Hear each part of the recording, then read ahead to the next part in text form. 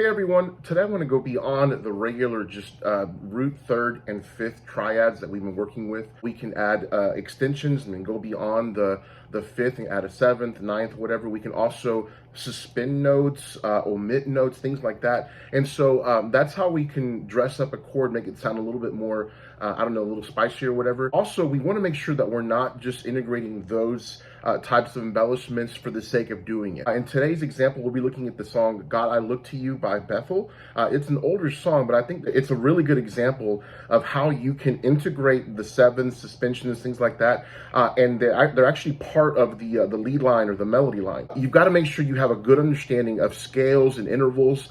If you're trying to skip to this step, then you might end up playing some wrong notes or having a misunderstanding with how you're integrating some of these different extensions and suspensions and whatnot. So make sure you watch that video, or if you have another source where you're gaining knowledge about that music theory concept, then go ahead and make sure you brush up on that. In the song God I Look to You, there's an E minor seventh chord, okay? Now we're in the key of G, so hopefully by now you know that an E minor is our sixth chord. It's a sixth scale degree in G, and we're gonna add a seventh. Again, we're in G, there's our G, our one chord. We're gonna go to E minor, and that's gonna be a triad of E, G, and B. Now to add the seventh, we're still gonna use the G scale that only has one sharp, but we're gonna start on E, all right? So now we're starting on E. There's our root for the sixth chord. We're gonna go 1, 2, 3, 4, 5, 6, 7. Going up, and we land on the pitch of a D. As we play that E minor seventh chord, we're going to go ahead and integrate that pitch, and it's going to sound like this. Okay, that's how we interpret the sevenths when you see that added to a chord in your music. So we're in the key of G for this song. I want to go ahead and start off in the second inversion one chord, so it'll be D, G, B in the right hand. And we see right away there's a G sus chord. For a sus chord, instead of playing the third of the chord, all that means is we're going to raise that up to the fourth. So you will not play a third. So our very first chord is going to be a G sus chord there. We'll resolve that back down to a regular one chord, although it is in second inversion. Our next chord is going to be G over D chord. So all we really had to do is move the left hand down to a D down here. In the next chord after that, we'll play a D sus chord. So it'll be that right there, okay? How do we figure that out? Same thing, D, F sharp, A, that's your triad. Instead of playing the F sharp third, we raise that to a G.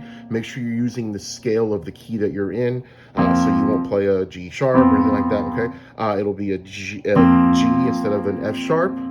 And there's your D sus chord, okay? Now, the C2 chord, the very next chord that is in there, we'll play a C chord, but instead of playing the third, we're actually gonna drop that down to the second, okay? That's what the 2 means on that C2. Still got your root, still got your fifth. For the sake of this song, I'm gonna voice that chord like this, okay?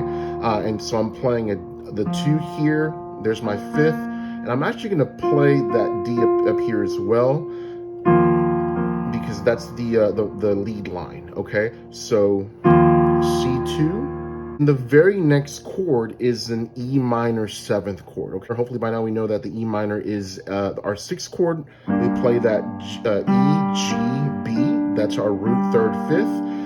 The seventh, the way we figure that out is, again, using our music theory knowledge in the G scale. We're going to go from E, that's 1, 2, 3, 4, 5, 6, 7. So the pitch that we'll be adding to this chord and extending this chord will be a D. So probably the easiest way to do that and to integrate that pitch in there, the seventh, is to play that same second inversion triad here with our right hand, and then just play an E down here, okay?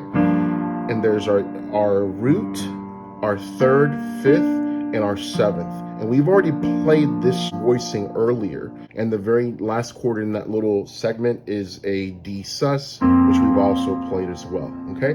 Now let me put that all together. And if you know this song, you know there's a lead line to that. So I'm gonna go ahead and play that lead line, and you'll see how the lead line fits into those chord voicings. We're at 68 beats per minute. 2, ready, and...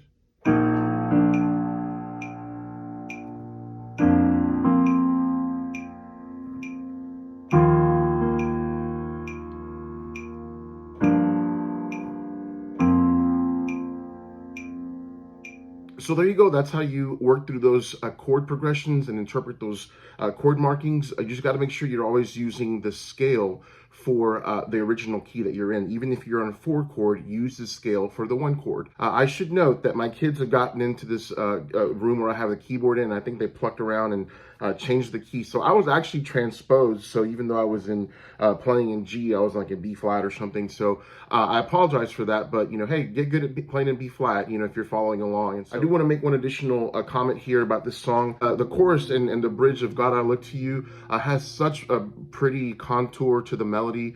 And chord-wise, there's a lot of good movement in there. If you can keep up with the bridge and the bridge chords and the chorus chords, it's really good to show you how to move in a scalar way and still make the music sound not so hokey, if I'm using the right word there. But so this is what it sounds like, the chorus. Hallelujah, our God reigns. Hallelujah, our God reigns. Hallelujah, our God reigns forever all my days. Hallelujah. So that's really good practice, because as you're moving down in a scalar fashion, it forces you to have to voice the chords in a way that doesn't sound so plain.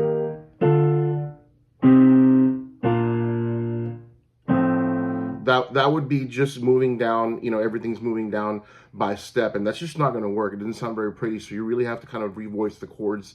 And so I encourage you to look at that. It's a pretty song anyway, at least I think so. But anyway, I hope this has been helpful. Please like and subscribe and share. And I hope that you're growing in your musicianship. And just think about where you started. If you've been following along from the very first episode of the Basic Musicianship series, then if you're at this point, then you've grown a lot. And I encourage you to keep doing that. I'll try to be making these videos as often as I can.